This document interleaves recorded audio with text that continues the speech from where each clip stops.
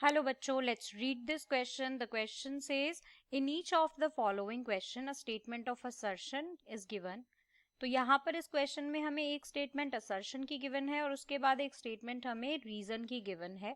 इन statement को पढ़कर हमें ये देखना है, ये रही असर्शन की स्टेटमेंट, ये रही रीजन की. इनको पढ़ के देखना है कि अगर दोनों असर्शन और रीजन की स्टेटमेंट ट्रू है पर रीजन करेक्ट एक्सप्लेनेशन नहीं है असर्शन का, तो ऑप्शन ए हमारा आंसर होगा. बट अगर दोनों ट्रू हैं, अगर असर्शन रीजन ट्रू है और रीजन करेक्ट एक्सप्लेनेशन है असर्शन का, तो ऑप्शन ए. बट अगर दोनों के ट्रू होने के बाद भी रीजन असर्शन का करेक्ट एक्सप्लेनेशन नहीं है, तो ऑप्शन बी आंसर होगा. अगर असर्शन ट्रू है रीजन फॉल्स, तो ऑप्शन सी. और अगर असर्शन फॉल्स रीजन ट्रू, तो ऑप्शन डी. ठीक है, तो पढ़ते हैं स्टेटमेंट ऑफ असर्शन. बोल रही है not all copulation lead to pregnancy, कि सभी कॉपुलेशन से प्रेगनेंसी नहीं होती. और रीजन बोल रहा है fertilisation can only occur if the ovum and sperm are transported simultaneously to the ampullary isthmic junction.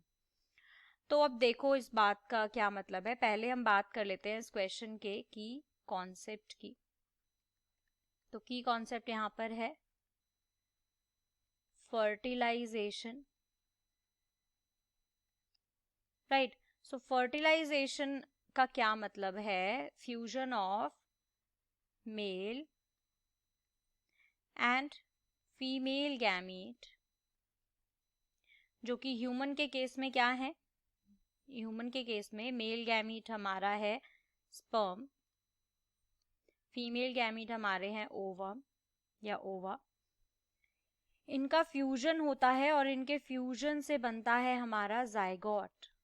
Right, जो कि डिप्लॉइड होता है और ये लोग हैप्लॉइड होते हैं ओवम एंड स्पर्म्स. राइट, तो अब देखो ये होता कहाँ पे है? फेलोपियन ट्यूब या ओविडक्ट के कौन से रीजन में ये होता है?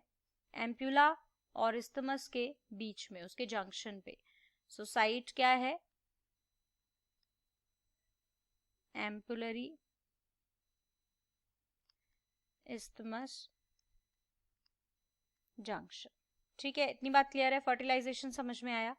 अब देखो not all copulation lead to pregnancy. अब फर्टिलाइजेशन सिर्फ तभी हो सकता है जब हमारा स्पर्म और ओवम जो है सेम टाइम पे एम्पुलरी इस्थमिक जंक्शन पे हो. राइट, अब ओवम हमें पता है कि ये वंस इन अ मंथ निकलता है.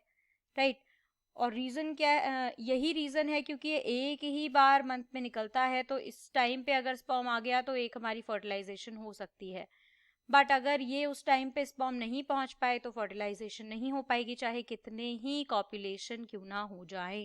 राइट, तो क्यों? क्योंकि एक सर्टेन फैक्टर रिक्वायर होता है प्रॉपर मैच्योरेशन स्पर्म की. देखो क्या क्या फैक्टर्स रिक्वायर होते हैं, कि एक तो जो हमारा स्पर्म है और जो हमारा फीमेल गैमीट ओवम है. राइट, तो प्रॉपर मैच्योरेशन चाहिए होती है दोनों की ऑफ